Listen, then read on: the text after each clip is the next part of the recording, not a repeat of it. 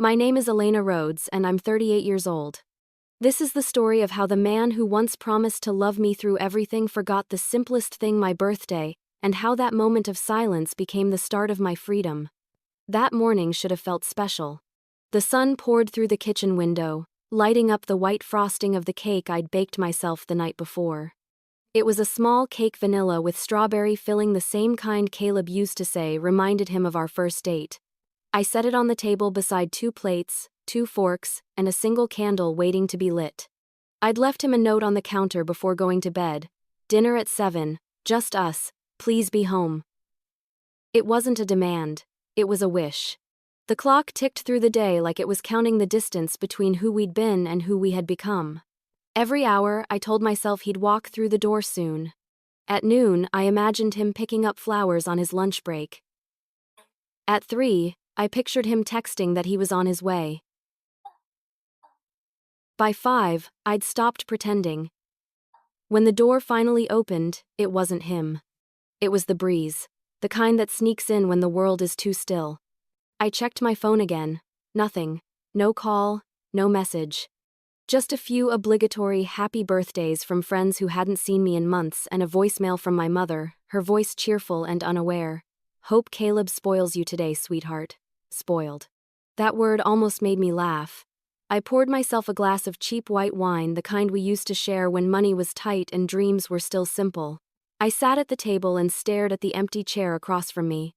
It wasn't the first time it had been empty, but that night, the emptiness felt heavier. I lit the candle anyway.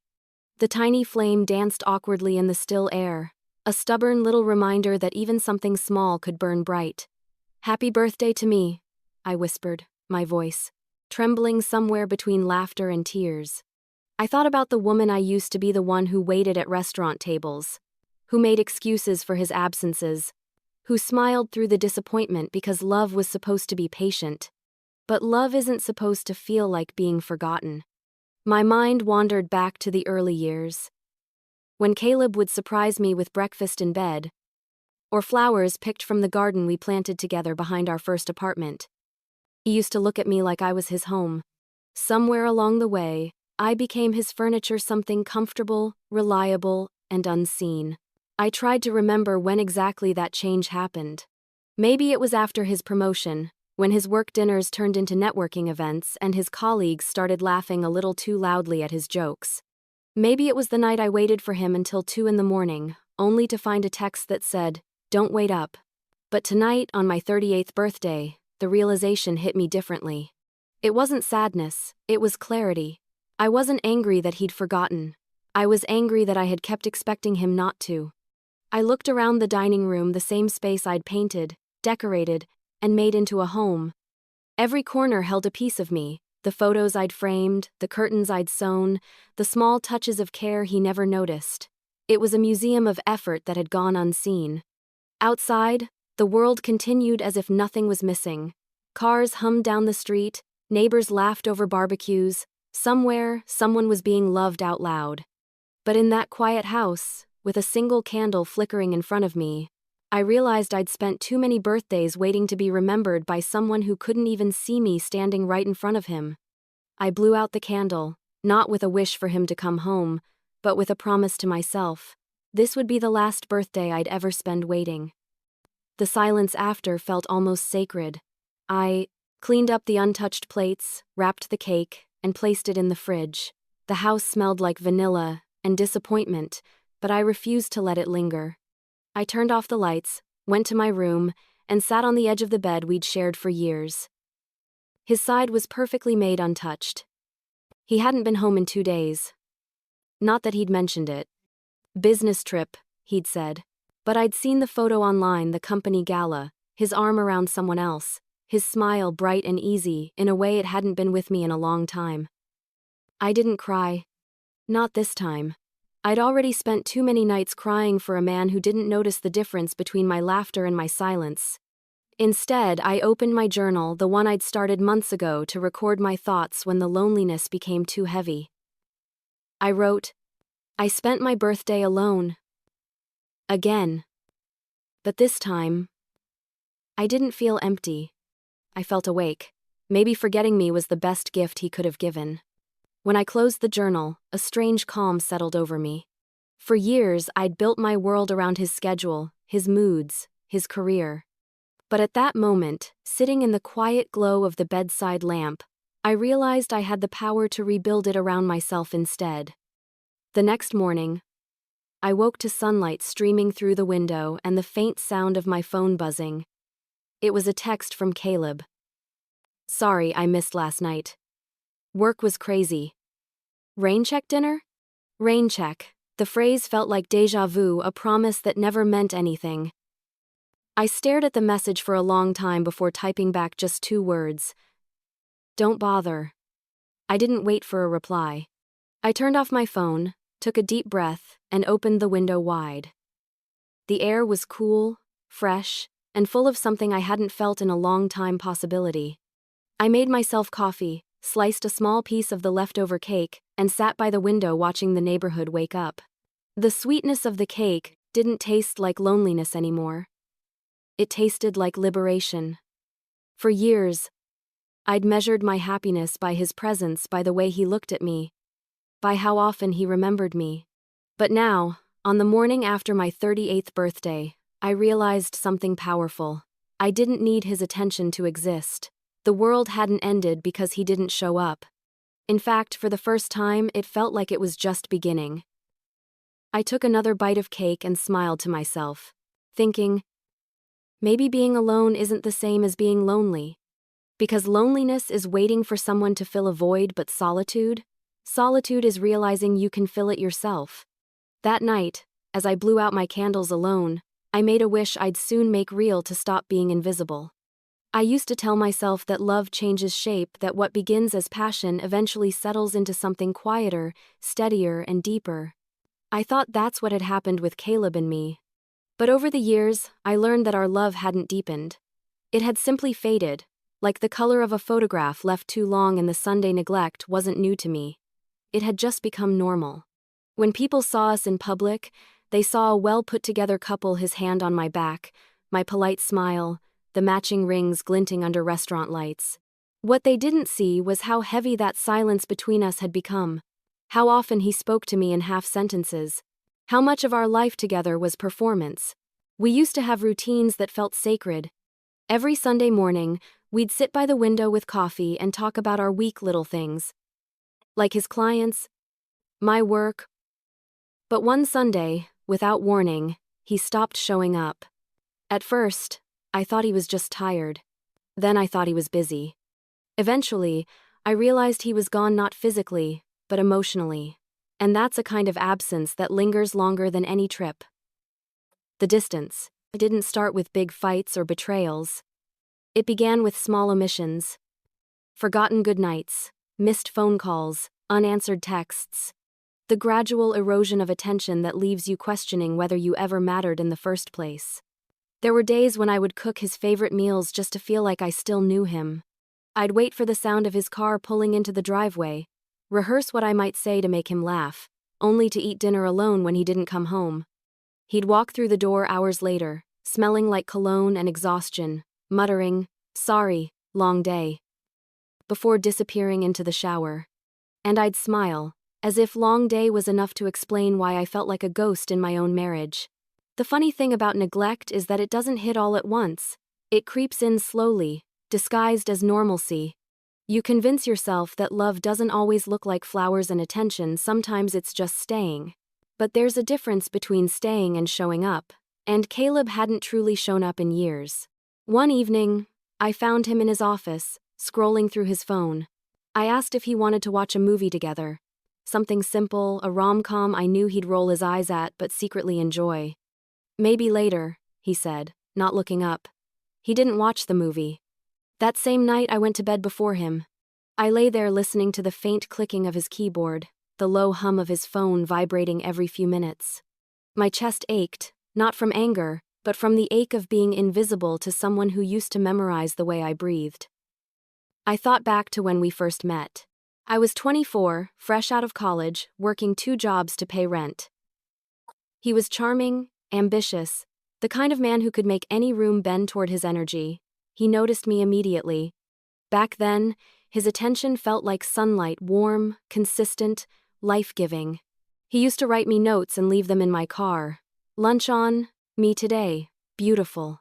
Or, can't wait to see you tonight. I kept every single one in a small box under our bed. Sometimes, when I couldn't sleep, I'd take them out and read them, proof that I hadn't imagined the man I fell in love with. But even those memories started to feel like borrowed time. As his career grew, so did his distance. Promotions meant later nights. Networking events replaced dinners. His phone became the thing he looked at most. He didn't cheat, not in the physical sense at least. I don't think he did, but there are other kinds of infidelity. Emotional ones. The kind where your presence is a courtesy, not a connection.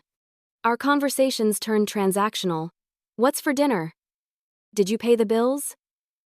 Did you pick up my suit?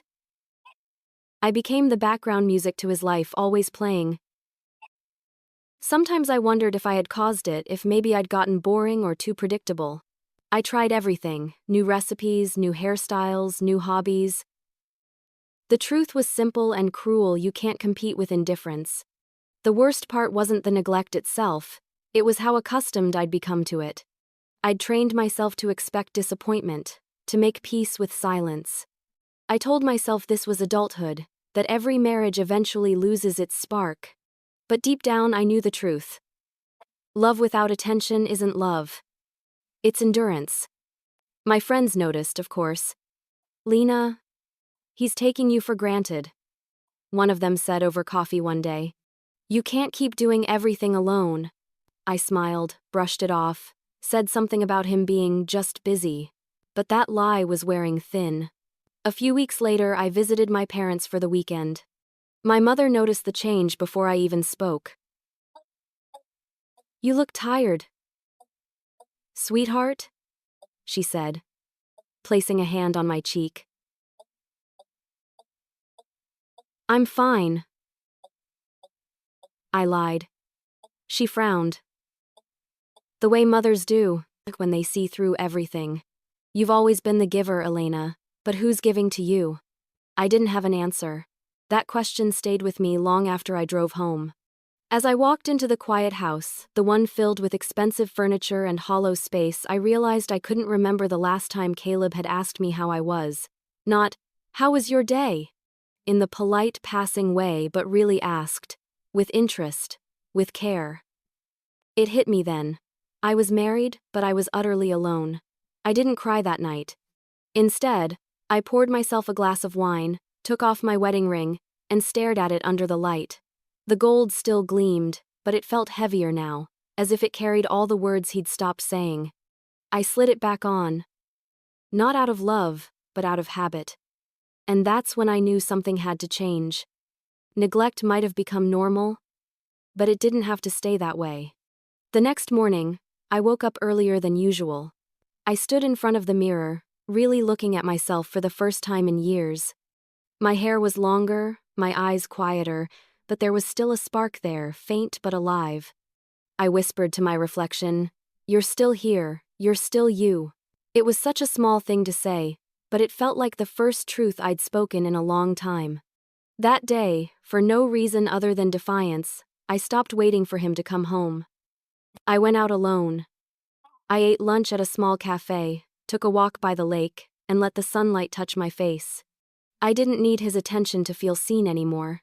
Neglect might have shaped my past, but it wasn't going to define my future.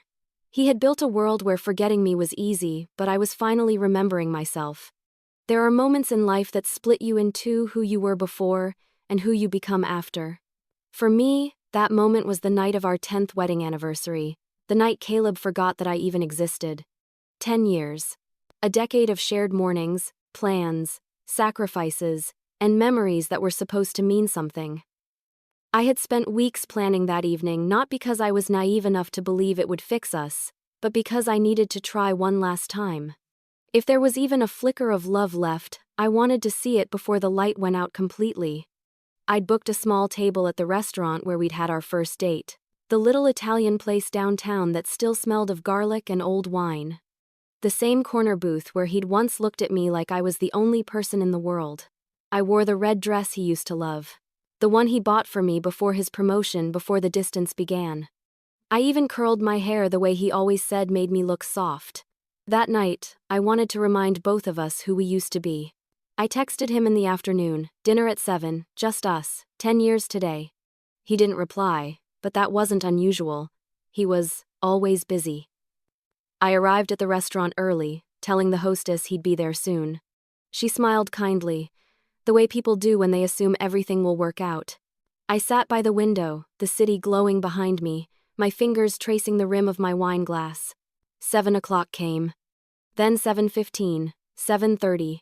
I checked my phone again, no message, no missed call. By 8, my hope began to melt into humiliation. The waiter refilled my glass, his eyes flicking between sympathy and awkwardness. "Would you like to order, ma'am?" "No," I said softly. "He'll be here soon." But even as I said it, I knew he wouldn't. By 8:30, I finally picked up my phone and called him. Straight to voicemail. Again. Again. On the 4th try, I stopped. I sat there staring at my reflection in the restaurant window, a woman dressed for a love story that no longer existed. The waiter returned. "Maybe, would you like your dinner to go?" I nodded, ashamed, as if I had done something wrong. He brought me the pasta I had ordered earlier, just in case, neatly packed in a box I knew I wouldn't touch. When I stepped outside, the city air was cold. People passed me laughing, holding hands, carrying flowers. I stood there alone, clutching the takeout bag like it was proof of my foolishness. I walked home in silence. Every step echoed a decade of effort, the parties I hosted for his colleagues, the nights I stayed up waiting, the times I forgave without being asked. When I reached home, the house was dark. His car wasn't in the driveway. For a moment, I wondered if maybe he'd planned a surprise, something elaborate, something meaningful. But deep down, I knew better. I changed out of the red dress, folded it carefully, and placed it at the back of my closet. I sat on the edge of our bed, still hoping I'd hear the front door open. It didn't. At midnight, unable to sleep, I picked up my phone and opened social media. That's when I saw a picture from a coworker's post. A company event. Caleb was there, smiling, a drink in hand, surrounded by people in expensive suits and glittering dresses. His arm was around a woman from his office. Her name was tagged. The caption read, "Celebrating another successful quarter with the best team."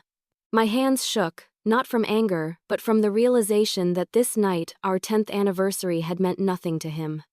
I didn't cry. I just stared at that picture until the screen dimmed and my reflection replaced his. That was the moment something in me broke, not loudly, not dramatically, just quietly, like a porcelain cup slipping from your hand and shattering before you can catch it. I turned off the lights and sat in the dark. My mind wandered back to the first anniversary we'd ever shared. He'd surprised me with a picnic by the lake, a bottle of cheap champagne, and a handwritten note that said, 10 years from now, we'll be laughing at how far we've come." 10 years later, I wasn't laughing. I was, alone in a dark house, staring at a man I no longer recognized through a screen. The next morning, when he finally came home, sunlight was already spilling through the curtains. I heard his keys jingle, his shoes hit the tile floor, his phone buzzing again. He walked into the kitchen, yawning, casual, as if nothing was wrong. "Hey," he said, pouring himself coffee, "you're up early." I looked at him, searching his face for even a flicker of guilt. There was none. "Did you forget something yesterday?" I asked quietly. He blinked, confused. No? Why?" I almost laughed. The disbelief was worse than anger. "It was our anniversary, Caleb." He froze, the mug halfway to his lips. "Oh. Damn. Babe. I'm sorry the company dinner ran late. You know how it is." "That's the thing," I said, standing up. "I don't know how it is anymore, because I don't even know you anymore." He sighed, as if I were being unreasonable. "Elena, you're overreacting. It's just a date." "Just a date?" I whispered. "Our wedding anniversary?" He shrugged, avoiding my eyes.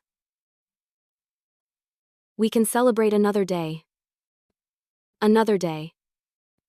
As if love was something you could reschedule. That's when I realized I'd been mourning the man I fell in love with, not the man standing in front of me. The Caleb I loved was gone. The man who stood in his place was a stranger wearing his face. I walked past him, grabbed my coat, and left the house. I didn't slam the door or yell. I didn't even cry. I just walked. Down the street, past the coffee shop where we used to laugh, past the park where he proposed, past everything that had once meant something. When I finally stopped, I was standing outside a small law office with a polished brass sign, Sloan & Co. I stared at the name for a long moment before stepping inside. The air was cool and quiet. The receptionist looked up. "Do you have an appointment?" "No," I said softly. "But I think it's time I made one." I didn't know what I was going to do yet. Divorce wasn't on my mind, not exactly. But I needed to understand my options, my future, my independence. As I sat in that waiting room, my hands trembling around a cup of coffee, I realized something profound. Caleb's neglect hadn't destroyed me. It had revealed me. Because sometimes, the moment someone stops choosing you is the moment you finally start choosing yourself. That night, I didn't wear the red dress again. I didn't text him. I didn't wait up. I opened my journal and wrote one sentence that changed everything. I can't make someone remember me, but I can stop forgetting myself. And for the first time in 10 years, I slept peacefully. That night didn't end my marriage, it ended the illusion that I was still loved. When I first walked into Mr. Sloane's office, I wasn't there to end my marriage, I was there to end my helplessness. The place was nothing like I expected. There were no marble floors or intimidating walls of books, just a warm, wood-paneled room that smelled faintly of coffee and old leather. The kind of space where honesty felt easier somehow. A few certificates hung neatly behind his desk. And next to them, a photo of him and his wife holding hands in front of a lake. That simple detail struck me. You could tell it was real affection, not staged, not for show. It was gentle, lived-in love, the kind I used to believe in. He stood as I entered, offering a polite nod. "Mrs. Rhoades," he said, his voice calm and measured. "Please come in. What can I do for you today?" I sat down, smoothing my skirt to steady my nerves. "I'm not sure yet," I admitted. "I think I just need information." "Information?" He tilted his head slightly. "About what, exactly?"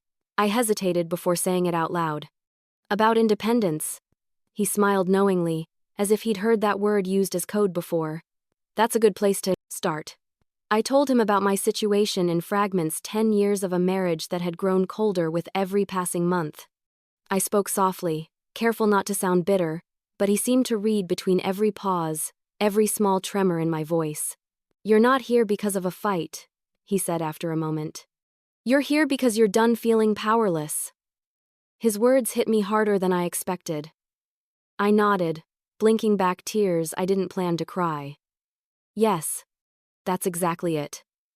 He leaned back in his chair, thoughtful. "Mrs. Rhoades, the first thing you need to understand is that power, emotional or financial, always shifts toward the one who plans ahead. Do you know where you stand financially?" I shook my head. "Not really. My husband handles all of that. I have access to our accounts. But..." I paused, embarrassed. I never looked closely. I trusted him. Mr. Sloane didn't judge me. He just gave a small, understanding smile. "That's not uncommon. But let's start by changing that." He pulled a legal pad toward him. "I'm going to help you understand what's yours and how to protect it.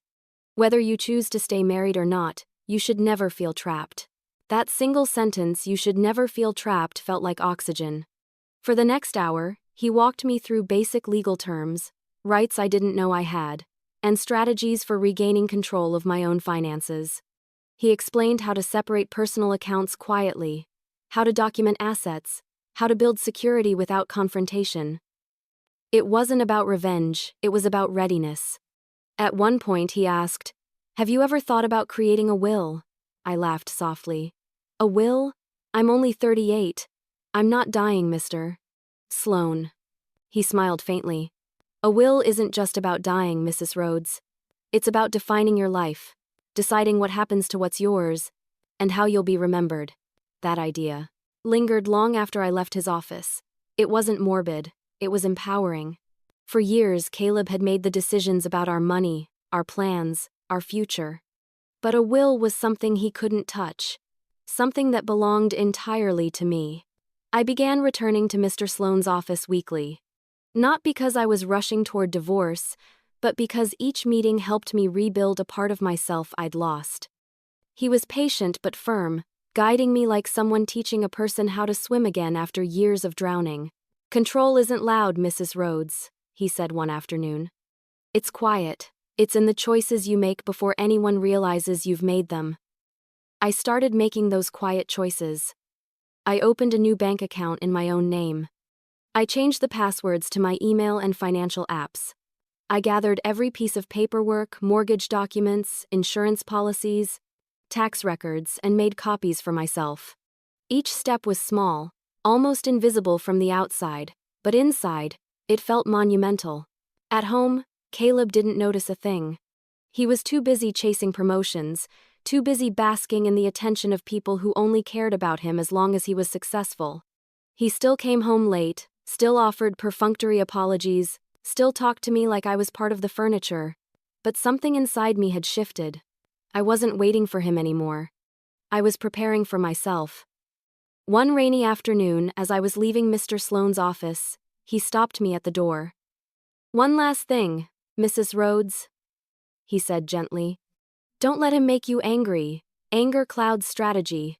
What you're building is quiet power, don't waste it proving a point." That advice stayed with me. I spent the next few months focusing on myself. I took long walks, reconnected with friends I'd lost touch with, and started journaling every night again, not about pain this time, but about purpose.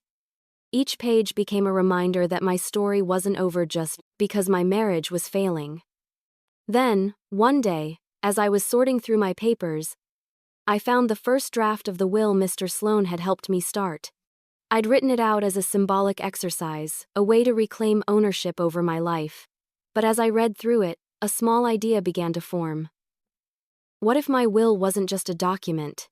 What if it was a message, a mirror?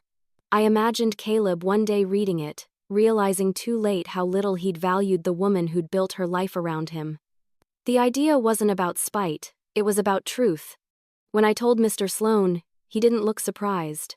"You're not the first woman to find her strength through preparation," he said. "Most people think wills are about death. But yours? Yours will be about awakening." So, we got to work. I rewrote the document with care, listing every asset, every contingency, every purpose. I included charities I believed in, a trust for my niece, and, finally, one single clause for Caleb, a test of character, one he would never expect. When I signed it, Mr. Sloane watched quietly, then said, "That's it. It's done." I looked down at the signature, my name, clear and firm. For the first time in years, I felt like I had taken my life back. As I walked out of his office that evening, the city was bathed in the orange glow of sunset. People hurried by, cars honked, life moved on. But I walked slower, breathing deeply, feeling the weight of fear lift off my shoulders. That night, I stood at the window of our bedroom, looking at the city lights. Caleb was at another work dinner, his absence now as predictable as the sunrise. But I wasn't lonely. I wasn't desperate. I wasn't waiting. Because for the first time, I wasn't reacting to his neglect. I was writing my own ending. And somewhere deep inside, I knew this wasn't the end of something. It was the beginning. He still thought I was silent, but I was already building the one thing he could never control: my own legacy. It's strange how power feels when you've lived so long without it. It doesn't roar or demand attention, it hums quietly inside you, like a song you finally remember the words to. That's how it felt the day I signed the first draft of my will. My hand trembled, not from fear, but from realization this was mine. Every word, every decision, every secret I was writing in ink belonged to me. The will started as a legal formality, something Mr. Sloane suggested to give me a sense of control. But over time, it became something else, entirely a reflection of my worth. Each page was a piece of me that Caleb had overlooked, dismissed, or taken for granted. Now, it was all written down, undeniable, permanent. I'd never thought about mortality before, not seriously. But the moment I began outlining my wishes, something inside me shifted. I realized how fragile time is, and how easily we waste it on people who wouldn't even notice when it runs out. I wasn't planning to die. I was planning to live on my own terms.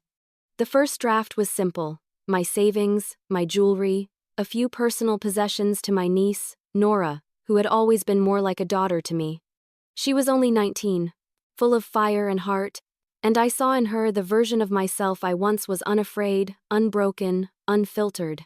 I wanted her to have something meaningful if anything ever happened to me. Then came the second draft. That's when I started to think about Caleb. At first, I didn't want to include him at all. Part of me thought he didn't deserve a penny. But as I stared at the blank line next to his name, something unexpected happened. I smiled. Because I realized I didn't need to cut him out entirely to make a point. I just needed to make the right point. So I created a clause. A single, carefully worded condition. If Caleb were ever to inherit anything from me, he would have to fulfill one requirement, one that couldn't be manipulated, negotiated, or ignored. He would have to perform a year of service to others. Not a donation, not a publicity stunt, but real work. He'd have to volunteer a specific number of hours at one of the women's shelters I supported, under his own name, without compensation.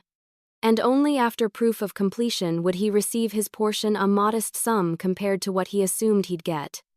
Mr. Sloane raised an eyebrow when I presented the idea. "You understand this isn't typical," he said, though I could tell he was impressed. "I'm not writing a typical will," I replied. "I'm writing a message." He smiled faintly. "A message to him, or to yourself?" "Both." That night, after finalizing the language, I sat by my desk at home and reread every line. My estate plan wasn't grand, but it was deliberate, structured, symbolic, and honest. It wasn't revenge, it was reflection. In those words, I found pieces of myself I'd forgotten: the idealist, the dreamer, the believer in fairness and accountability. Caleb might have stolen my laughter for a while, but he hadn't taken my mind. He hadn't taken my principles. As I capped my pen, a memory surfaced: our wedding vows. How he'd promised to love and honor me, in sickness and in health. I remembered the warmth in his eyes that day, the sincerity in his tone. Maybe he'd meant it once, maybe he'd simply forgotten. But I hadn't. I remembered everything. And now, through ink and intention, I was reminding him, or maybe teaching him, what honor really meant. When I handed the updated draft to Mr. Sloane, he nodded approvingly. "You've created something poetic, Mrs. Rhoades," he said. "This isn't just a legal document. It's a story." I smiled. "A story with a lesson." He leaned back in his chair, studying me for a moment. "You know, I've seen dozens of clients write wills filled with anger. They want to punish those who hurt them. But you're different. You're not angry anymore." He was right. I wasn't. I'd moved past anger and found something stronger: clarity. When I left his office that afternoon, I carried the signed copy in a plain folder, tucked under my arm like a secret that could change everything. The world outside felt lighter, the air fresher. I didn't tell anyone, not my friends, not even Nora. This was something I needed to keep private, at least for now. Secrets are powerful, but only when kept at the right temperature. Too soon and they burn. Too late, and they fade. Caleb remained oblivious. He still came home late, still scrolled through his phone during dinner, still wore that distracted look when I spoke. I watched him sometimes, wondering what he'd think if he knew that the woman sitting across from him was the author of a future he couldn't predict. It wasn't about vengeance anymore, it was about peace. I began writing more after that, not just legal documents, but letters. I wrote one to Nora, explaining what I hoped she'd learn from my mistakes. One to my parents, thanking them for their quiet strength. and one to Caleb, though I didn't sign it. In his letter, I wrote about love and blindness. About how love shouldn't feel like waiting, or begging, or being forgotten. I wrote about how I once believed marriage meant sacrifice, until I realized I was the only one doing the sacrificing. I told him that the cruelest kind of neglect isn't loud. It's silent, the kind where you fade a little more each day, while the other person doesn't even notice. I ended it with one line: "When I'm gone, you'll finally see what I was worth. But it won't be because of what I left behind, it'll be because of what you lost."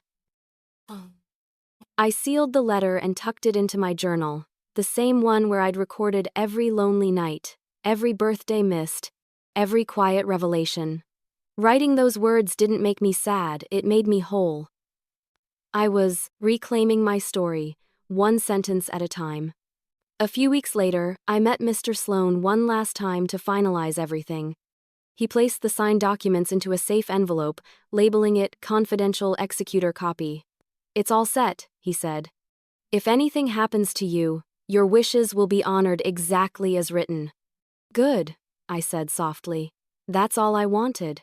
He looked at me with a small, knowing smile. "Mrs. Rhoades, you've done something remarkable. You've turned pain into purpose." That night, when I got home, Caleb was sitting on the couch, half watching a show, his attention more on his phone than the screen. He looked up briefly. "Hey," he said, "where were you?" "Out," I replied simply, walking past him. He didn't ask where, and I didn't offer. In the bedroom, I slipped the remaining copy of my will into the bottom drawer of my nightstand, beneath old letters and forgotten jewelry.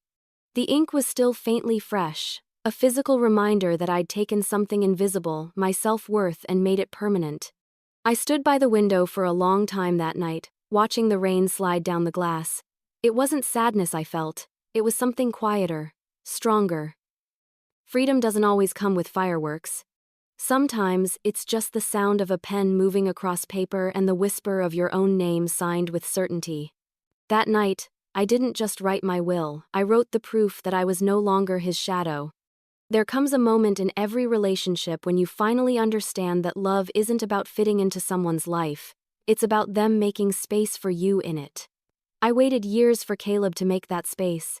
I thought if I was patient, understanding, forgiving, he'd eventually see me again.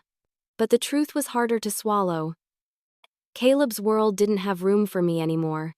He didn't even notice the quiet changes, the empty seat across the table at dinner, the way I stopped asking about his day, the way I'd smile politely when he came home, like I was greeting a neighbor instead of a husband. To him, my detachment wasn't alarming, it was convenient. It freed him from pretending to care. He'd come home later and later, the excuses always polished, his tone just distant enough to feel rehearsed. Long meeting, last-minute drinks with clients. Traffic was a nightmare. I used to check his tone for guilt, for that small tremor of apology that meant he still knew he'd hurt me. But eventually, even that faded. He wasn't sorry anymore, he was just somewhere else, living a life that didn't include me. One night, I stayed up just to see what time he'd come home. The clock ticked past midnight, then 1, then 2. When I finally heard his key in the door, I waited in the dark, heart pounding not from anger, but from curiosity. I wanted to see what he looked like when he thought I wasn't watching. He stumbled in quietly, loosening his tie, humming under his breath. I could smell the faint sweetness of perfume that wasn't mine. My chest tightened, but I didn't move. He poured himself a drink, sat on the couch, and scrolled through his phone, smiling at something on the screen. That's when it hit me, not the suspicion, not the pain, but the indifference. It wasn't jealousy I felt, it was release. I went back to bed, leaving him to his glowing screen and half-empty glass. Lying there in the dark, I realized I didn't want to compete with whoever or whatever had his attention. I didn't want to win him back. I just wanted peace. The next morning, I made breakfast like nothing happened. He came into the kitchen in a rush, buttoning his cufflinks, barely looking at me. "You're up early," I said. He nodded. "Big presentation today." "You always have a big presentation," I replied softly, almost to myself. He didn't respond. He just grabbed his coffee and kissed the air near my den. A cheek habit, not affection before heading out the door. I sat there, staring at the empty seat again, the steam from his untouched plate curling into the air like a ghost. That's when I decided to stop trying. No more waiting, no more pleading. I would let him keep his world exactly as it was, and I would start building my own. I began spending more time outside the house, volunteering at the Women's Foundation my will would one day support. At first, it was just to fill the silence, but the more I helped others, the more I felt myself returning. The women I met there were survivors of heartbreak, of financial control, of abandonment. Their stories mirrored mine in ways that made me ache. They spoke about love that turned into habit, about men who loved the idea of them but not the reality. One woman, Lydia, said something I'll never forget. Sometimes the loneliest place in the world is lying next to someone who's already left. That sentence clung to me like a shadow. Every night after that, when Caleb came home, I watched him move through the house like a visitor. His laughter belonged to someone else now, maybe to the people at work, maybe to his reflection in the admiration of others. Wherever it was, it no longer lived here. The distance between us grew so quietly that even silence had texture. Meals became wordless rituals, small talk became avoidance. We were actors reciting lines from a play neither of us wanted to star in anymore. One evening I asked, "Do you ever think about us?" He looked up from his phone, distracted. "What do you mean?" "About when things were good," I said. He frowned slightly, like I'd just brought up a stranger. "Lena, why do you always dwell on the past?" "We're fine." Fine. The word tasted bitter. Fine was the word people used to avoid admitting the truth. Fine was what people said when they didn't care enough to fix anything. That night, as he fell asleep beside me, I lay awake staring at the ceiling, thinking about the irony of sharing a bed with someone who had already left me in every way that mattered. The next morning, I went to Mr. Sloane's office again. He looked up from his desk, studying my face. "You've made a decision," he said quietly. "Not yet," I replied. "But I'm starting to see the picture clearly." He nodded. "Sometimes clarity takes longer when you've spent years being told to look the other way." I smiled faintly. "You could have been a therapist instead of a lawyer," he chuckled. "The law and the heart aren't as different as you think. Both are about fairness. About what's deserved." As I left his office that day, I realized something profound. I didn't need to leave Caleb to start living differently. I just needed to stop letting his world shrink mine. So I did. I started journaling again, but this time, not about sadness. I wrote about the people I met at the foundation, about the way their eyes lit up when they realized their stories mattered. I wrote about the things that gave me peace: morning walks, quiet coffee, soft music, the scent of books in secondhand stores. I also wrote about Caleb, but not with longing anymore. I wrote about observation, about how a man could be so full of ambition and yet so empty of presence, about how success can blind you to the simple miracle of love. I watched him more clearly now, not through the lens of a hurt wife, but as a witness to a lesson. He'd come home late, throw his jacket on the couch, loosen his tie, pour himself a drink, scroll through his phone. Every gesture was muscle memory, not meaning. Once, I would have asked, "Rough day?" Now, I just said, "Good night," and went to bed. He didn't even notice the difference. Weeks turned into months, and I realized the version of me that once begged for his attention no longer existed. I was calmer now. Deliberate. Detached. But not broken. One night, I found myself standing by the window, watching the city lights reflect off the glass. Caleb was asleep on the couch, TV flickering across his face. His world was loud, cluttered, and shallow. Mine was quiet, but real. That's when it dawned on me, maybe he hadn't pushed me out of his world. Maybe I'd simply outgrown it. I smiled softly at the thought, feeling a strange mix of sorrow and relief. Because sometimes, love doesn't end in explosions or betrayal. Sometimes, it ends in silence, in the soft realization that you've outlived the version of yourself that needed someone else's validation. Caleb would keep chasing his world, the one filled with meetings, applause, and fleeting admiration. But I'd started building one of my own, one that didn't require anyone's permission to exist. And though he hadn't noticed it yet, I'd already moved on. I was still in the same house, still wearing the same name, but my heart had relocated entirely. He didn't realize it yet, but the woman he'd stopped seeing had already disappeared from his world long before she ever planned to leave it. There's a kind of tired that sleep can't touch. It seeps into your bones, dulls your laughter, and sits heavy in your chest. That's the kind of tired I'd been carrying for years. It wasn't just from work or stress, it was from pretending that everything was fine when it wasn't. My body had been whispering for a long time, but I kept ignoring it. Until it finally made me listen. It started with dizziness. At first, I brushed it off: low blood sugar, maybe too much coffee, not enough rest. But the dizzy spells grew stronger. My hands would tremble when I tried to pour tea. Some mornings, I woke with pounding headaches that made the world tilt. I told myself it was nothing, that I was just exhausted, but a deeper part of me knew better. One afternoon, I fainted in the kitchen. I woke up on the cold tile, the clock ticking above me, my phone buzzing on the counter with a notification from Caleb. "Running late again? Don't wait up." I stared at the message, still lying on the floor, and something inside me broke quietly. I wasn't even angry, just empty. I could have died right there, and he wouldn't have noticed until the next morning. That night, I drove myself to urgent care. The nurse scolded me gently for waiting so long. "You're running on fumes, sweetheart," she said as she checked my pulse. Stress? Dehydration? Lack of sleep, it all adds up. "When was the last time you took care of you?" The question stung more than any diagnosis could have. The doctor ruled out anything life-threatening but told me I needed to slow down. My blood pressure was high, my iron levels were low, and my body was showing clear signs of chronic stress. He recommended rest, therapy, and regular checkups. Simple advice, obvious advice. But I'd spent so long caring for someone else's comfort that I didn't even know how to care for my own survival. When I got home, the house was dark. Caleb was still out. I sat in the living room, wrapped in a blanket, staring at the shadows on the wall. My body ached, but the ache was familiar, like an echo of every silent night I'd endured.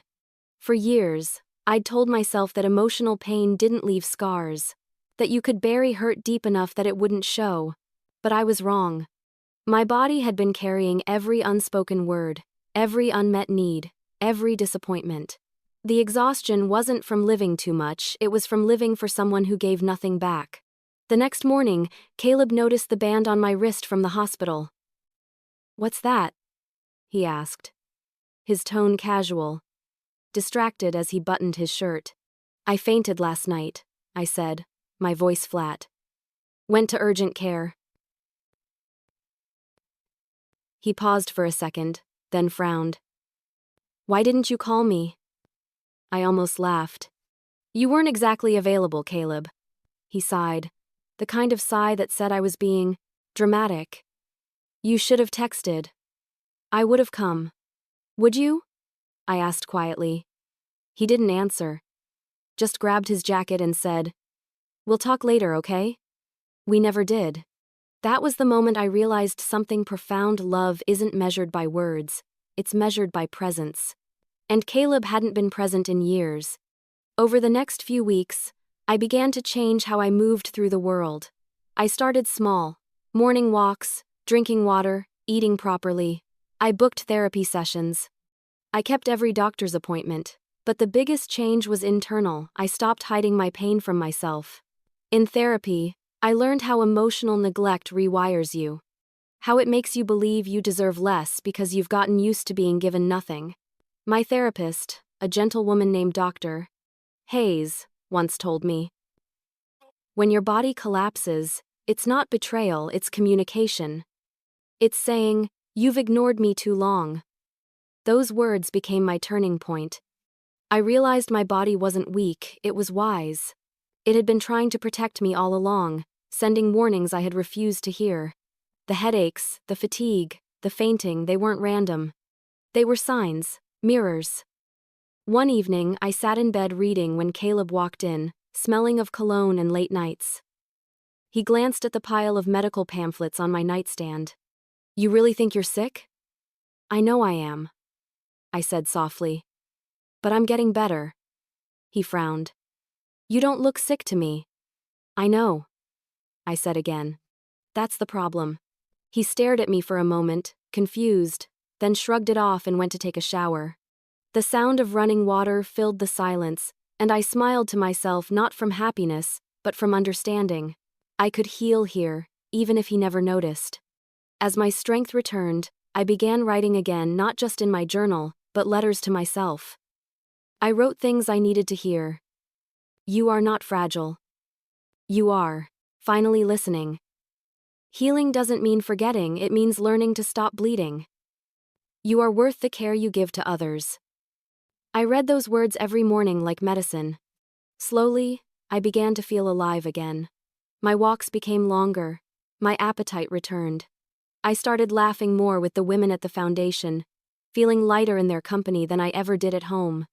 One afternoon, during a check-in, Dr. Hayes asked, "If you could picture your life as healthy, what would it look like?" I thought about it for a long moment before answering. Quiet, I said finally. Not lonely, just quiet. Peaceful. I'd wake up and not feel afraid of being unseen. That sounds like freedom, she said. It does, I whispered. And I think I'm ready for it. That night, I updated my will. Not the assets, but the message. I added a note at the end, a personal letter to Caleb that Mr. Sloan would one day deliver if anything happened to me. It wasn't angry, it was honest.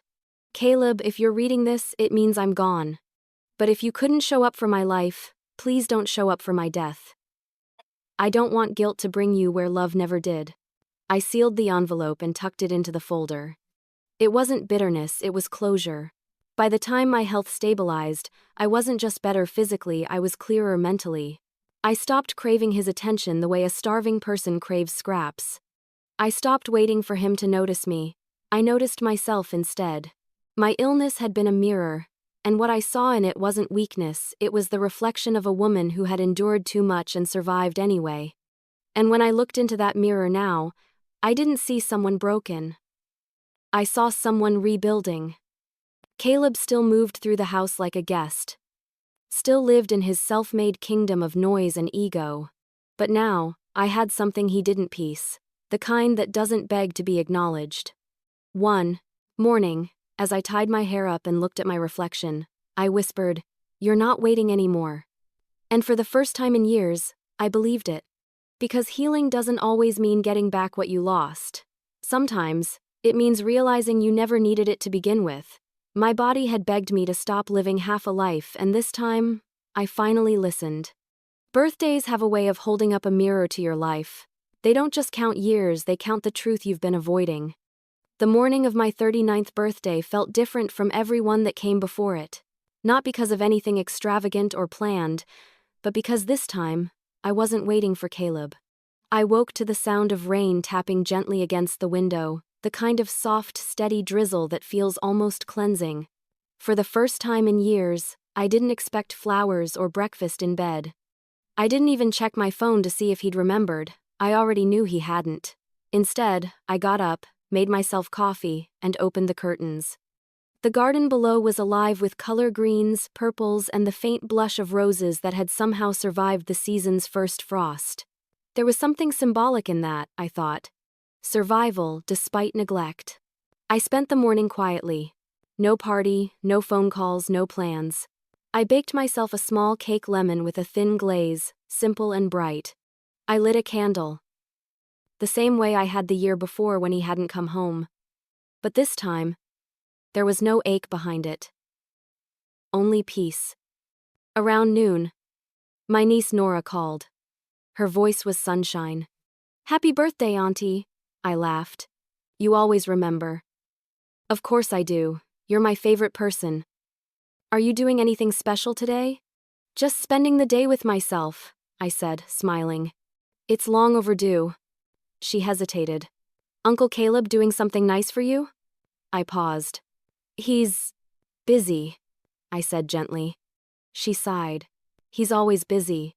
After we hung up, I thought about that, how easily everyone around me had come to expect his absence. His neglect wasn't just normal to me. It had become part of how others defined him. And yet, for years, I'd still defended him. But not today. That afternoon, I decided to celebrate differently. I dressed up not for him, but for me. A soft cream blouse, jeans, a bit of perfume I'd stopped wearing because he never noticed it. I stood in front of the mirror and smiled at my reflection. For the first time in years, I didn't see a woman waiting for someone to choose her.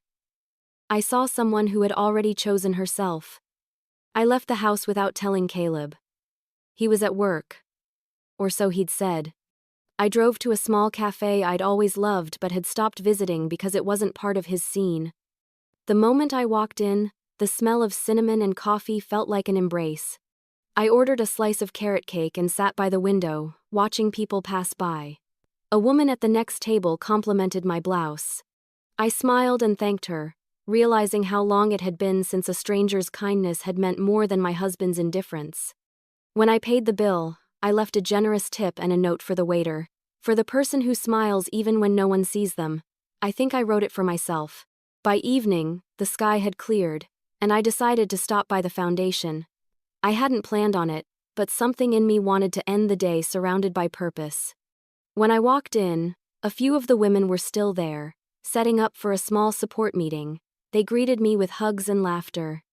One of them, Lydia, said, "We didn't expect you today, Elena. Shouldn't you be celebrating?" "I am," I said softly. "Right here." We spent the evening sharing stories, laughter, and slices of leftover cake. There was something profoundly healing about being with women who understood the kind of emptiness I'd carried for so long. When I finally drove home, the house was dark. Caleb wasn't there. Not that I expected him to be, but when I walked into the kitchen, my phone buzzed on the counter. It was a message from him. "Sorry, busy day. Happy birthday." 7 words. No punctuation. No warmth. A year ago that message would have crushed me. I would have cried, maybe even waited up, hoping for him to come home with some half-hearted gesture of apology. But not this time. This time, I stared at the screen, smiled faintly, and deleted it. I didn't even bother replying. Silence was the only answer his indifference deserved. I poured myself a glass of wine, took out the small cake I'd baked, and carried it to the dining table. I lit a single candle, turned off the lights, and let the glow fill the room. "Happy birthday, Elena," I whispered to myself. The words didn't sound lonely, they sounded liberating. When I blew out the candle, I didn't make a wish for love or reconciliation. I made a promise instead, no more shrinking for someone who refuses to see me. Later that night, Caleb finally came home. The sound of his keys in the door was as predictable as the rain. I didn't get up to greet him. I stayed in bed, pretending to sleep. He didn't bother to whisper an apology or even check if I was awake. He went straight to the bathroom, then to his side of the bed, scrolling through his phone until he fell asleep. I lay there beside him, staring at the ceiling, realizing how strange it was to feel so alone while lying inches away from another human being. That was when I knew it wasn't just a marriage anymore, it was a performance. And I was done playing my part. The next morning, he left early, as always. I watched his car disappear down the driveway and felt no sadness, no longing, just resolve. I opened my desk drawer and took out my will. The ink had dried months ago, but I decided to add something new. A final letter, not to Caleb this time but to myself. "You have waited for love, begged for attention, and lived for validation. But today, you celebrated alone and didn't feel broken. That means you've already healed more than you realize. Keep going. The world won't change because he forgot your birthday, but yours will, because you finally remembered yourself."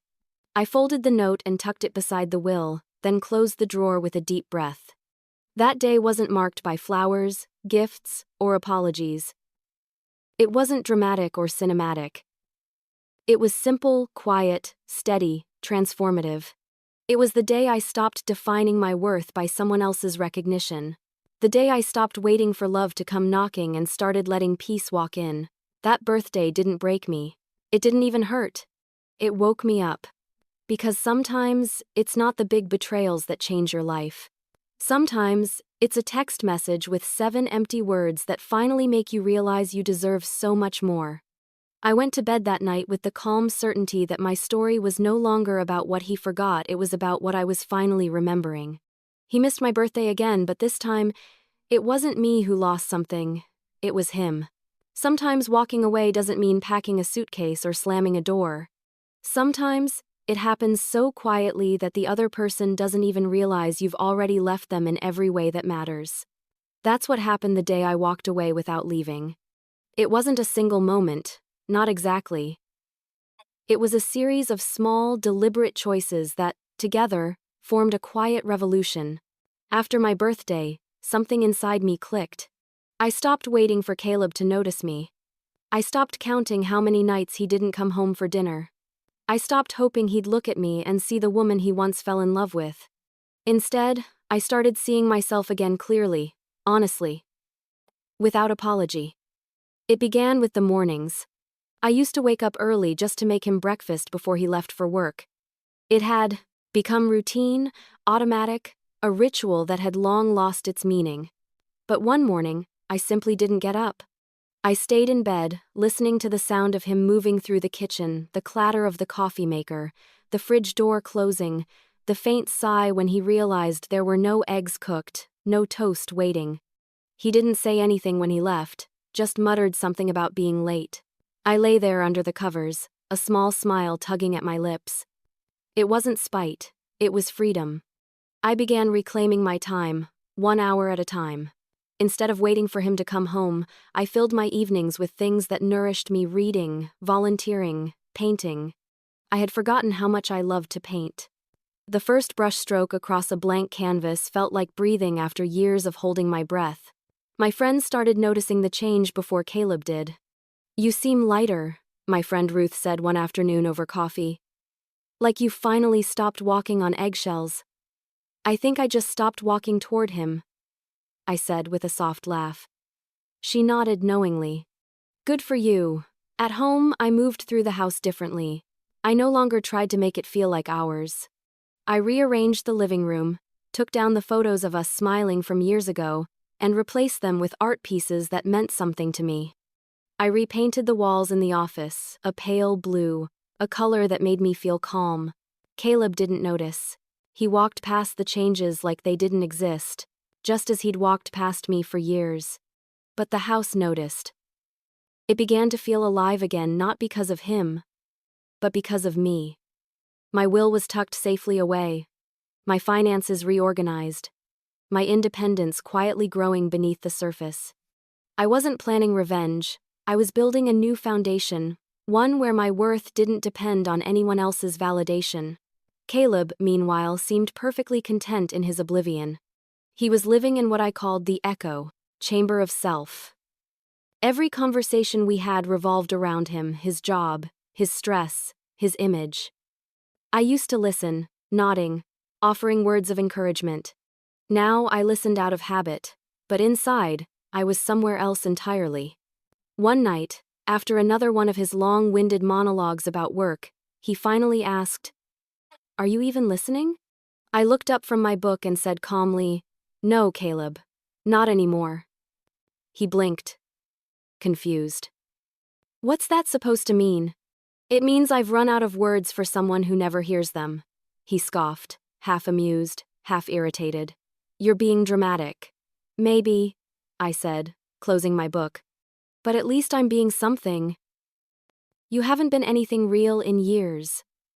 He stared at me for a long moment, like he was trying to decide if I was serious. Then, with a shrug, he went back to scrolling through his phone. That was Caleb's specialty: avoidance disguised as composure. But what he didn't understand was that every time he ignored me, he made it easier for me to let go. I started keeping a list in my journal, not of grievances, but of gratitude. Each day, I wrote one thing I was thankful for that had nothing to do with him. Morning sunlight on my face. Coffee that stays warm long enough to finish. A phone call from Nora. The sound of laughter at the foundation.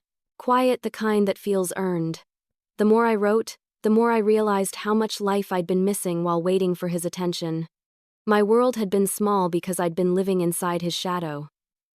But now, with every line of that gratitude list, I was stepping out into the light. There was a specific morning when I really knew that I was gone. Caleb was standing in front of the mirror, adjusting his tie, talking about some upcoming business trip. He was rambling about meetings, clients, and hotel upgrades. I stood there watching him, the man I had once built my life around, and felt nothing. No longing, no hurt, no jealousy, just a deep, unshakable calm. He caught my reflection in the mirror. "What?" he asked, sensing the shift.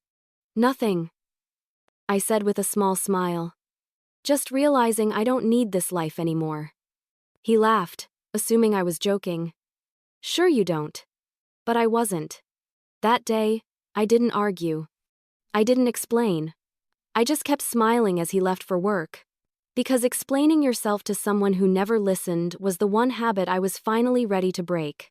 Later, I went for a walk by the lake near our house. The air was crisp, the water calm, and for the first time, I felt untethered, like I wasn't waiting for permission to exist anymore. I stood there, watching the ripples move across the surface, and thought, this is what peace feels like. That night, I made dinner for myself. Just one plate, one glass of wine. I ate slowly, savoring every bite, while music played softly in the background. There was something powerful about not setting a second plate, about not checking the clock or the driveway. When Caleb finally came home hours later, the dishes were already washed, and I was in bed reading. "Did you eat?" he asked, surprised. "Yes." "Without me?" I looked up from my book. "Always." He frowned, but he didn't say anything. He just turned on the TV and disappeared into the noise. And that's when I knew the truth. I didn't need to leave him to be free. I had already left emotionally, mentally, spiritually. My love for him had been like a candle burning in a storm. I'd protected it for years, cupped it with my hands, begged the wind to show mercy. But now, I'd simply let it go out. And instead of darkness, there was light. I didn't hate him. I didn't even resent him. I just didn't need him anymore. The next morning, when I saw him leave for work, I didn't feel sadness. I felt gratitude. Because his indifference had taught me something I never would have learned. Otherwise, that walking away doesn't always mean slamming doors or shouting final words. Sometimes it means sitting quietly in your own home, eating dinner alone, and realizing your peace no longer depends on someone else's presence. That day, I walked away without leaving. And he never even noticed. He thought I was still his quiet, waiting wife, but I had already left the marriage long before I ever planned to leave the house. The call came on an ordinary Tuesday, one of those gray, uneventful days when everything feels predictable, almost rehearsed. I was folding laundry in the living room, the hum of the dryer filling the silence, when my phone rang. The number on the screen was unfamiliar, but the name that followed it made my heart stop. Sloan & Co. Legal Offices. For a second, I thought maybe it was a reminder about some paperwork I'd forgotten to sign. But as I swiped to answer, a strange chill ran through me. "Mrs. Rhoades?" The voice on the other end was calm but serious. "This is Alice calling from Mr. Sloane's office. Is your husband available?" I froze. My husband? They'd never contacted him before. "No, he's at work," I said slowly. "Is something wrong?" There was a pause. "We've been trying to reach him. It's regarding your estate documents. Mr. Sloane asked that both of you come in as soon as possible." My chest tightened. "Why? What's happened?" "I'm not at liberty to discuss details over the phone, ma'am, but it's important." I hung up, my pulse quickening.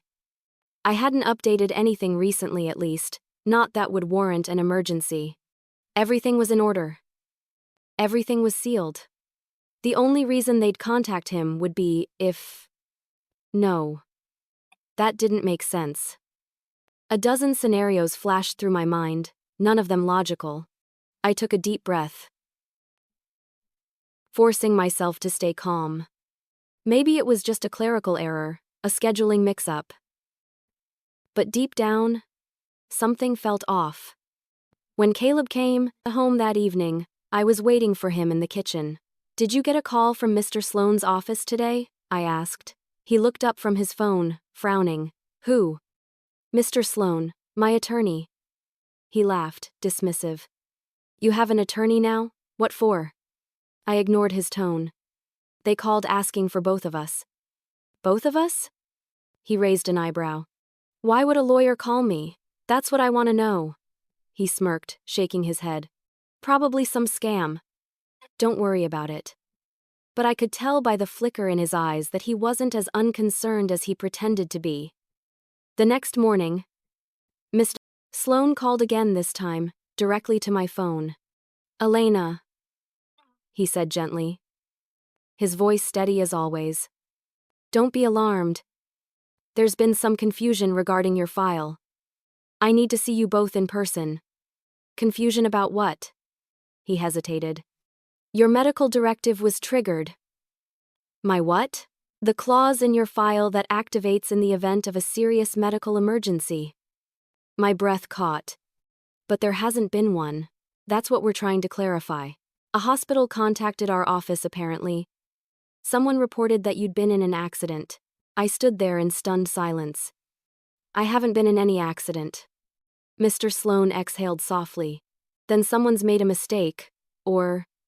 His tone shifted. Someone wanted your husband to think you had. By the time I hung up, my hands were shaking. None of it made sense. Why would anyone report something like that? How would Caleb react if he believed it? I didn't have to wait long to find out. An hour later, my phone buzzed again this time. Caleb's name flashed across the screen. I answered. But before I could speak, his voice came through, panicked and breathless. Elena! Oh my God, are you okay? Where are you? I blinked, startled. I'm fine, Caleb. Why, I just got a call from your lawyer. He interrupted. They said something about your will being activated. I thought you were... His words caught. The sound of fear tangled with confusion. I'm alive, I said quietly. Very much alive. There was a long pause on the other end. Then, in a tone I hadn't heard in years, he whispered, Thank God. I sat down slowly, unsure whether to laugh or cry. It was a mistake, Caleb. No accident. I'm fine. He didn't answer right away. Then, his voice steadied. Sharper now. Why the hell does your lawyer have a copy of your will? Ah, there it was. The panic had already turned into suspicion. Because I have one, I said simply. Most responsible adults do. You made a will without telling me? Yes. Why? I hesitated, my fingers tightening around the phone. Because I didn't think you'd care. His silence was deafening. When he finally spoke again, his voice had changed lower, controlled. We need to talk. Now. He was home within 20 minutes. The tires screeched as he pulled into the driveway, and when he walked in, his expression was a mix of anger and something else, fear, maybe. He tossed his keys on the counter. What the hell is going on, Elena? Nothing's going on, I said calmly. It was a mistake. I got a call from your lawyer telling me your will was being executed. Do you know what that felt like? Yes, I said evenly. For a moment, you thought I was gone. He stared at me, his jaw tightening.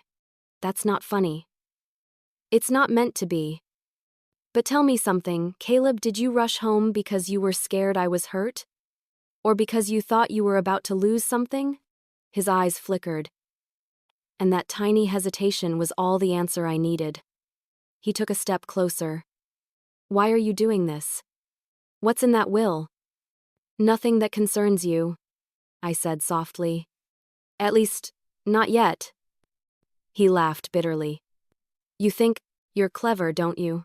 Writing secrets with your lawyer, hiding things. I interrupted. I finally learned how to protect myself. We stood there in silence.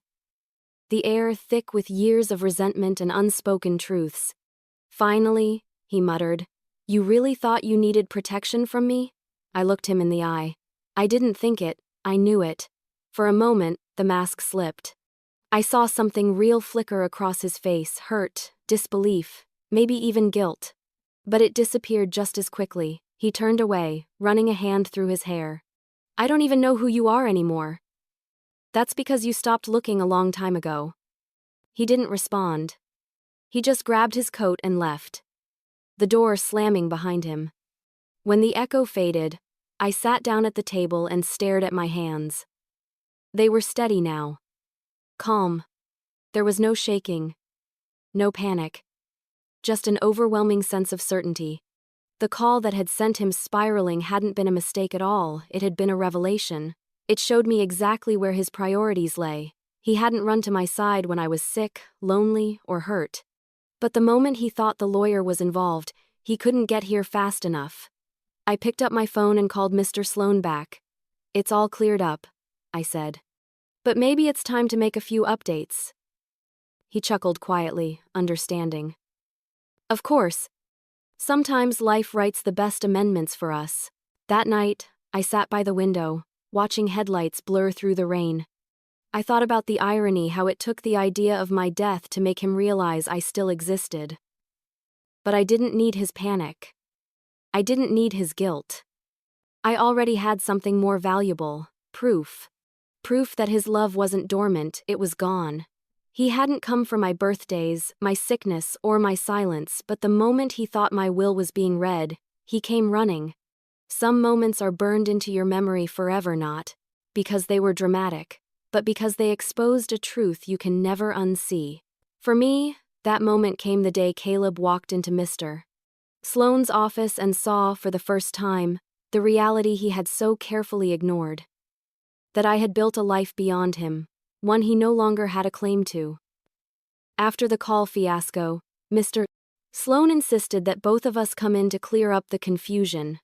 He said it would be best to have everything documented properly so that no further misunderstandings could arise. Caleb agreed, though reluctantly. He was still simmering from our argument days before, suspicious and defensive, but also desperate to prove something, perhaps to me, perhaps to himself. When we arrived at the office, the air between us was thick with unspoken things. He walked ahead of me, his stride brisk, his jaw tight. I followed quietly, carrying the calm that had taken me years to earn. Mr. Sloane greeted us at the door, his tone as measured as always. Mr. and Mrs. Rhoades, thank you for coming in. Please, have a seat. Caleb wasted no time. I want to know why you people are calling me about wills and hospitals. My wife is fine, so what is this really about? Mr.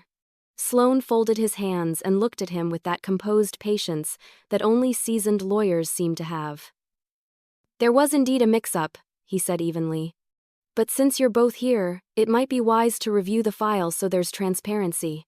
Transparency, Caleb repeated, his tone laced with sarcasm.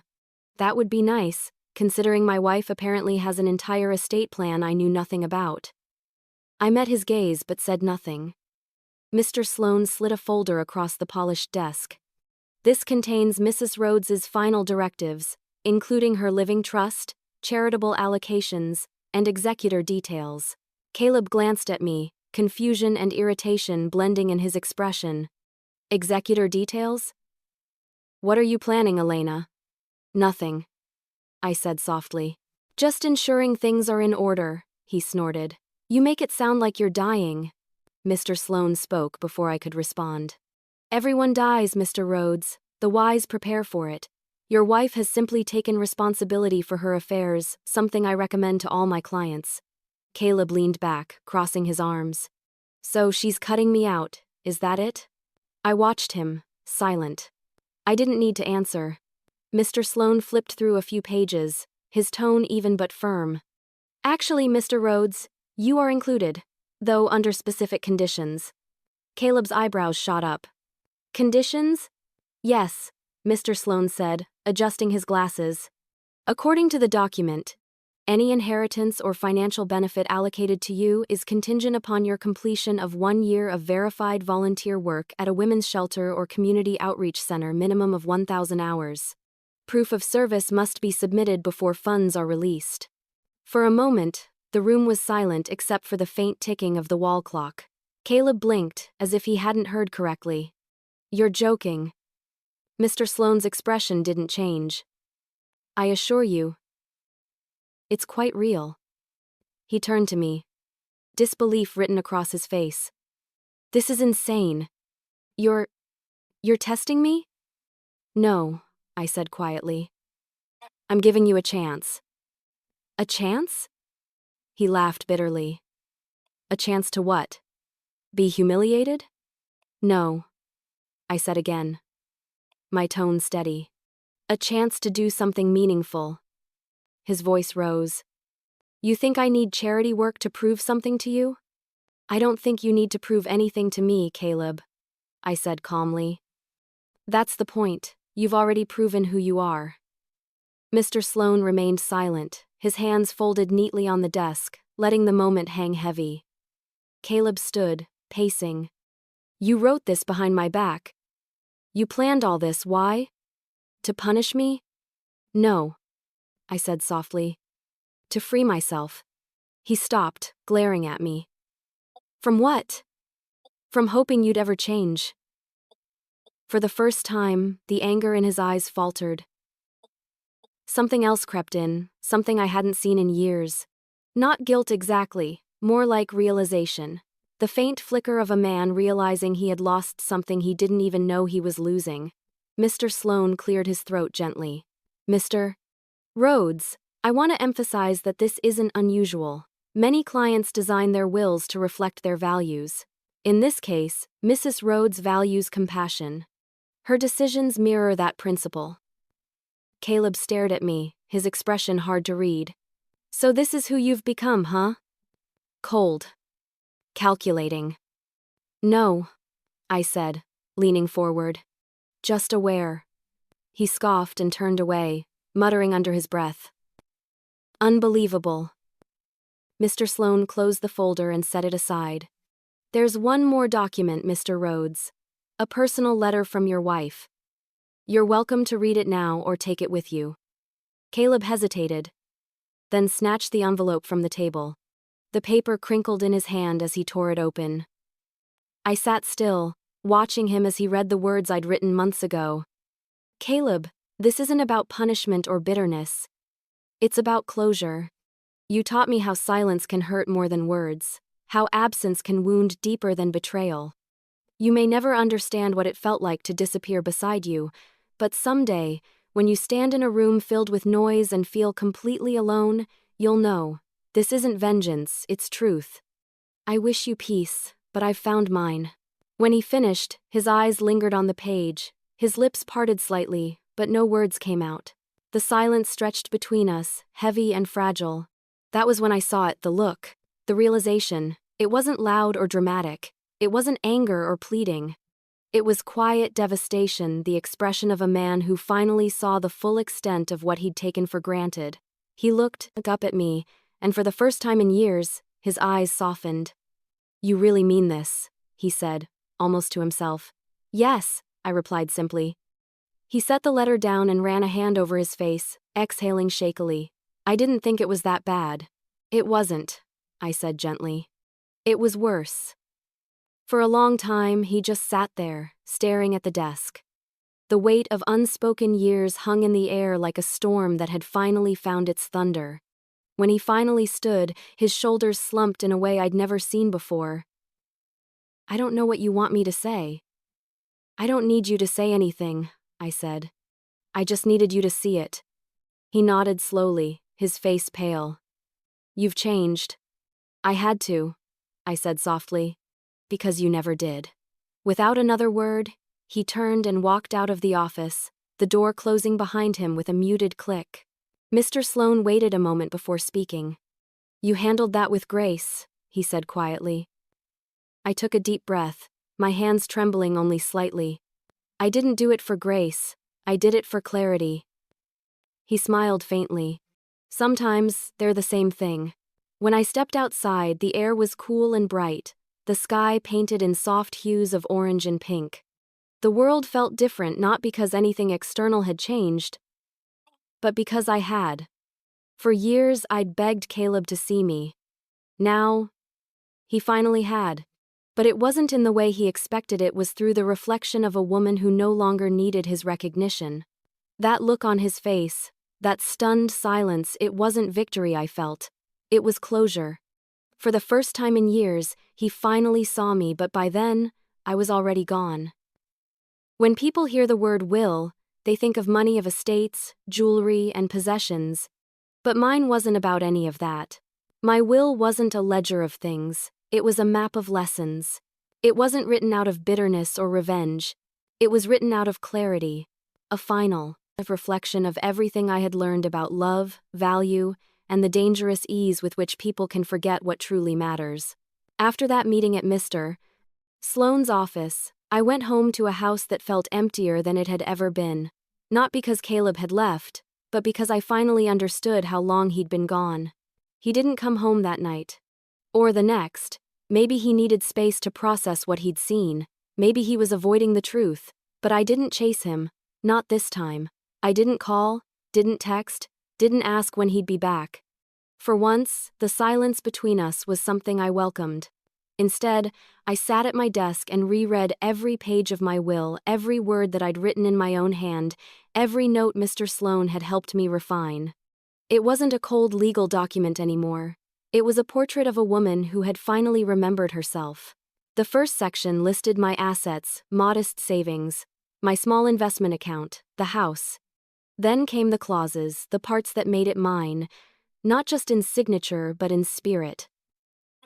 A third of my estate was to go to Nora, my niece, in a trust that she could access once she finished college. I'd written, "For the girl who still believes in good men, may you never forget that your worth isn't tied to being chosen." Another third was marked for donation to the Women's Foundation, where I'd found my strength again. I wanted it to help others rebuild their lives, to remind them that being broken once doesn't mean staying that way. The remaining portion, the one that had made Caleb's face drain of color, was assigned to him, but with conditions. Mr. Sloane had called it a moral clause, something rarely used but perfectly legal. It required Caleb to volunteer for a year at any women's outreach organization, performing a minimum of 1,000 hours of direct service. The tasks couldn't be symbolic. They had to be tangible: mentoring, shelter work, fundraising, whatever it took to show that compassion wasn't beneath him. If he completed it, he'd inherit his share. If not, that portion would be redirected to charity in full. It wasn't about punishment. It was about perspective. I wanted him to face the very kind of pain he'd never bothered to understand, the invisible wounds that come from being ignored, dismissed, or forgotten. I wanted him to see the women who'd lived versions of my story and survived. To understand that kindness is not weakness, and silence isn't the same as peace. The irony wasn't lost on me. For years, he'd accused me of being too soft, too emotional, too cheap with my generosity. Now, his entire inheritance depended on the very qualities he'd mocked. I smiled when I read that section again, not out of spite, but out of peace. I'd also left behind something else, a statement of intent. Not for lawyers or beneficiaries, but for whoever read my will someday. I had written, "This document is not a record of wealth, but of truth. Everything here reflects what I've learned about love, loss, and self-worth. If you are reading this, know that my greatest asset was never money. It was the ability to forgive without forgetting. To walk away without hate, to rebuild without seeking revenge." When Mr. Sloane first read it, he'd looked up and said quietly, "It's beautiful, Elena.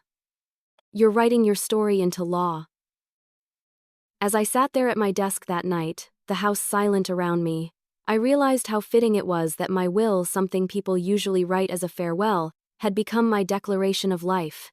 Caleb returned 2 days later. I heard his car pull up, the slam of the door, the sharp rhythm of his shoes on the tile. I stayed seated at my desk, calm, ready.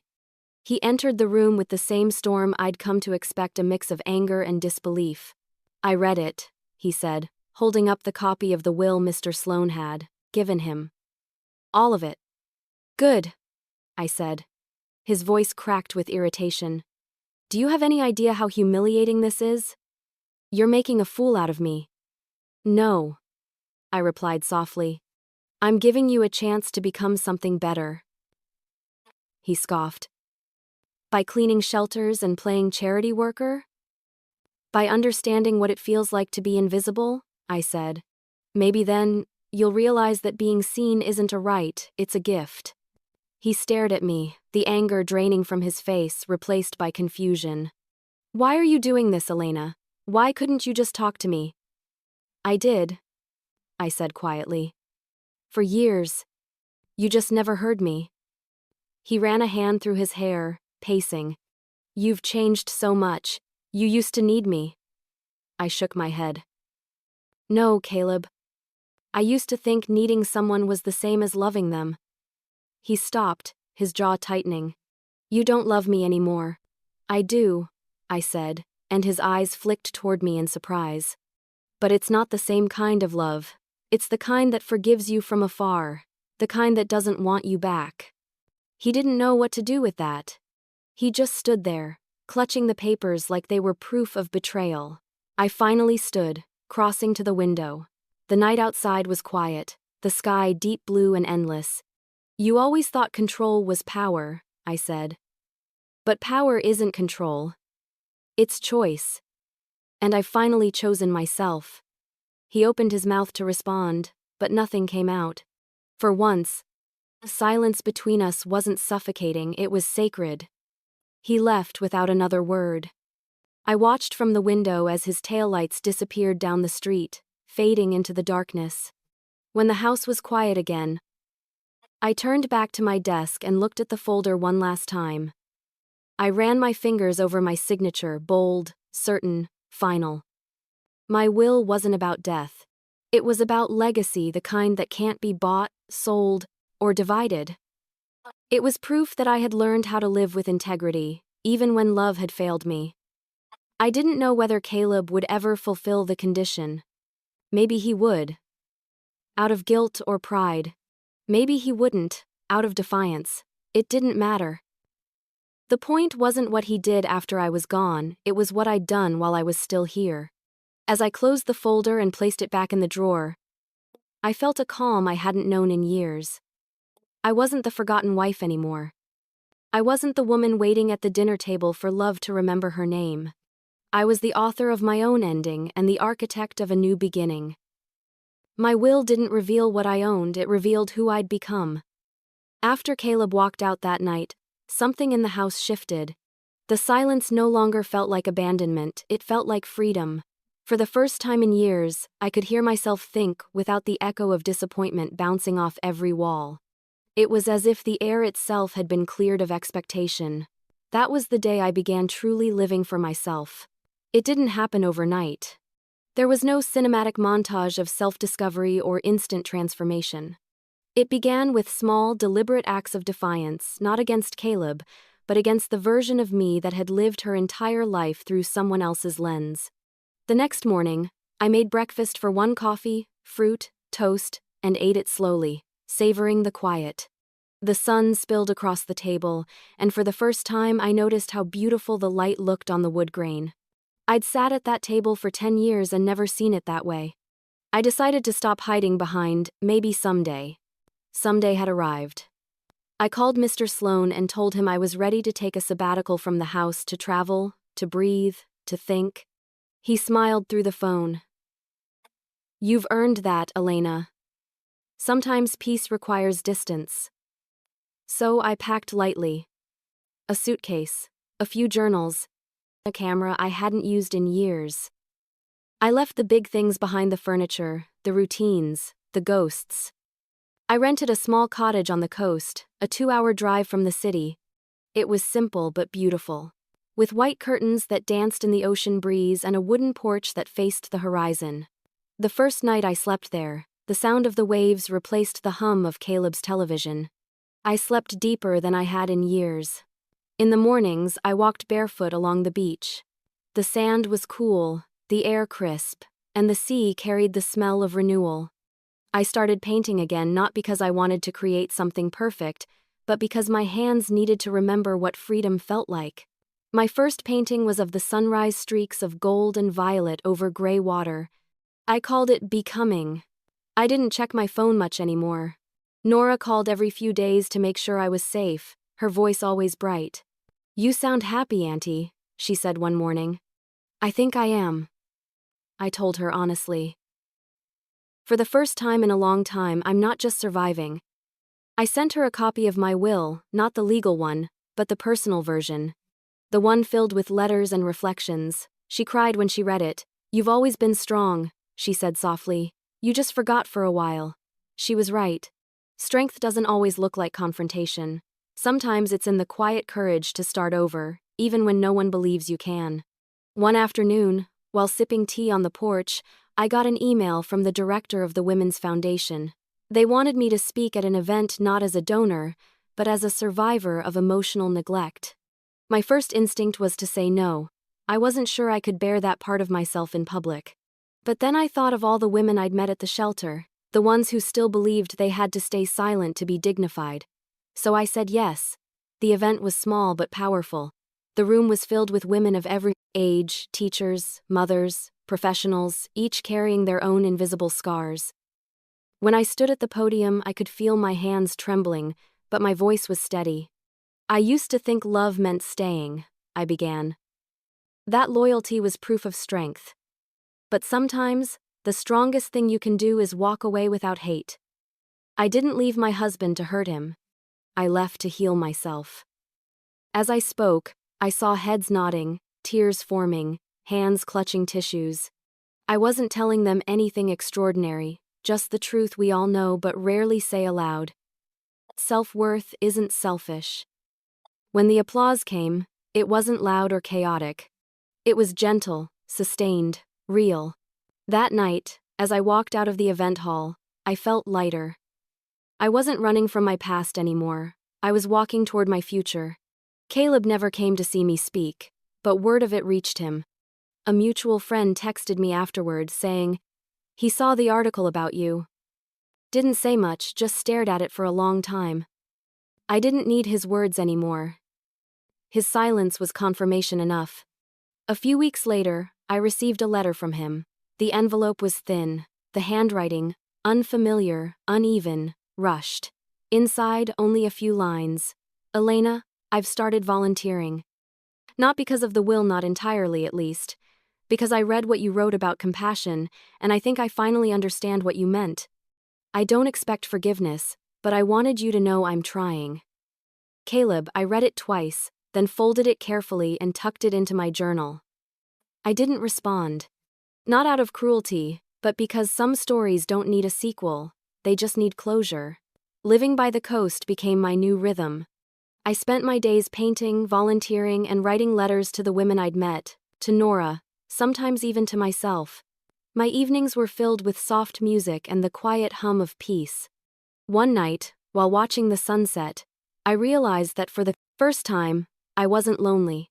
I was alone, yes, but alone by choice. There's a difference. Loneliness is the absence of others. Solitude is the presence of yourself. I thought back to the woman I used to be, the one who sat by the window every year waiting for Caleb to remember her birthday, who mistook neglect for normalcy, who whispered apologies for wanting more. She was gone now. But I didn't hate her. She'd done her best with what she knew. I whispered into the wind, "Thank you for surviving long enough for me to arrive." The waves answered with a soft crash against the shore, as if the universe itself was nodding in agreement. A few months later, the foundation named one of their new programs after me, the Rhoades Project, A Path to Renewal. I attended the ceremony quietly, standing in the back, watching as women stepped up to share their stories. They didn't know mine in full, but they didn't need to. My name wasn't a monument to pain, it was a testament to rebirth. When I looked around that room, filled with strength and vulnerability, I felt Uncle Howard's words from my childhood echo in my mind. You don't fix a dying garden by burning it down. You prune, you nurture, and you start small again. That's exactly what I had done. Every cut I endured, every piece I'd lost, had become the pruning I needed to grow again. Now, when I look in the mirror, I no longer see a woman waiting to be chosen. I see someone who chose herself, and that choice, simple and quiet, became the loudest declaration of my life. I'd spent years living for someone else's comfort, but the day I chose myself, I finally learned what freedom felt like. The following year, when my 40th birthday arrived, The world around me looked the same, yet everything inside me had changed. The morning sun filtered through the sheer white curtains of my seaside cottage, casting a golden glow across the room. I lay still for a moment, listening to the waves and the distant cries of seagulls, smiling at how peaceful 40 could feel when you've already lived through your storm. There was no dread this time, no hollow waiting for a text that wouldn't come. I'd stopped expecting Caleb to remember. He had missed enough of my birthdays to make the pattern predictable. But what I hadn't expected was what would come instead. That morning, as I made coffee and sliced fruit for breakfast, my phone buzzed. The screen lit up with an unfamiliar number and a message that read, "Mrs. Rhoades, this is the director at the Willow Women's Shelter. I thought you'd like to know that Mr. Rhoades has completed his volunteer term. He wanted us to confirm his hours. He's still here, even after fulfilling the requirement. Says he's staying on for good." For a long moment, I just stared at the message, my fingers hovering over the screen. The words blurred as my eyes filled with tears, not the kind of tears that come from sorrow, but from closure. He'd done it. Not for money. Not for inheritance, at least. Not anymore. Because after a year of silence between us, he no longer had anything to gain from pretending. I sat down at the table, hands trembling slightly as I reread the message. A quiet laugh escaped me, soft and disbelieving. The man who once couldn't look me in the eye when I was breaking beside him had now spent a year learning what it meant to serve others. It wasn't redemption. It wasn't forgiveness. But it was something real, the kind of growth that pain can force out of even the hardest souls. I typed a short reply to the shelter's director. "Thank you for letting me know. Please tell him I wish him peace." Then I set the phone aside, took a deep breath, and blew out a long, quiet sigh that seemed to carry away the last remnants of the life I used to live. Later that day, Nora arrived at the cottage with a bouquet of wildflowers and a cake she'd baked herself. "Happy birthday, Auntie," she said, throwing her arms around me. Her hug was warm, grounding, and alive with love, the kind of love that expects nothing in return. We spent the afternoon walking along the shore, laughing about everything and nothing. At one point, she turned to me, the wind lifting strands of her hair. "Do you ever miss him?" she asked softly. I thought about it honestly before answering. "No," I said, "but I remember him." "There's a difference," she nodded, understanding. "You think he remembers you?" A smile curved my lips. "He might have forgotten my birthdays, my voice, even my face. But he'll never forget my name, not after what he learned carrying it." That evening, as the sun dipped into the ocean and painted the sky in hues of crimson and gold, I pulled out my journal, the one I'd started years ago when I still lived in that house full of silence. Its pages were filled now, no longer with sorrow or longing, but with gratitude and reflection. I wrote, 40 years alive, and for the first time, I know what living means. It's not about being remembered by others, it's about remembering yourself, even when the world forgets." As I closed the journal, a gentle knock came at the door. Nora looked up from the couch. "Are you expecting someone?" I shook my head and went to answer it. Standing outside was a delivery man, holding a small brown box with no return address. "Package for Miss Rhoades," he said, handing it to me. I thanked him and took it inside. The box was light, wrapped in simple paper, sealed with a single strip of tape. Inside was a framed photo, one I hadn't seen in years. It was from our wedding day. Caleb and I, both so young, smiling beneath a canopy of white flowers. But what caught my eye wasn't the photo, it was the note tucked behind it. "Elena, I thought I knew what love was. But I mistook comfort for connection. I thought success would fill the silence I created. I was wrong. The women at the shelter taught me what you tried to show me all along, that compassion isn't weakness. It's courage. You were right. I didn't deserve you then. But I carry your name now as a reminder of who I could have been, if I'd listened sooner. Happy birthday, Caleb." I sat there for a long time, the waves crashing softly outside, the scent of salt and rain in the air. I wasn't angry. I wasn't even sad. I was simply still. It was the apology I never expected and no longer needed. I placed the photo on the mantel not as a token of nostalgia, but as a symbol of peace. It reminded me that sometimes, the hardest endings can give birth to the gentlest closures. That night, Nora and I lit candles on the cake and laughed as we sang. She insisted I make a wish, but I shook my head. "I don't need to," I said with a smile. "It already came true." "Which one?" she teased. "The one where I stopped waiting for someone else to make my life worth living." When she left later that evening, the cottage fell quiet again, but this time, it wasn't loneliness that filled the air. It was contentment. I poured myself a glass of wine, walked out onto the porch, and watched the moon rise over the water. The reflection shimmered across the surface. Silver? I thought about the woman I'd been, the one who'd cried over forgotten anniversaries, who'd written wills in secret, who'd learned to survive neglect. And then I thought about the woman I was now, free, calm, alive, and finally whole. I whispered into the night, as if the ocean might carry the words to him somehow. "You may have forgotten my birthdays, Caleb, but you'll never forget my name. Because every time you tell your story, every time you teach someone what empathy really means, a part of me will echo there." The waves lapped softly against the shore, steady and eternal.